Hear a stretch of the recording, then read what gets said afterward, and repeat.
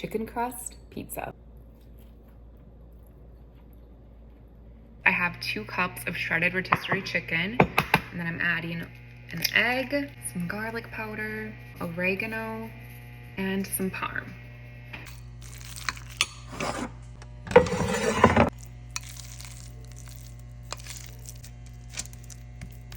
I'm going to bake this at 450 until it's crispy, and then we'll add the toppings.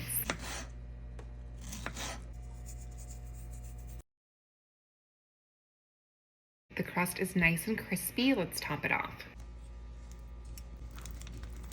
For cheese, I'm doing goat cheese and fresh mozzarella.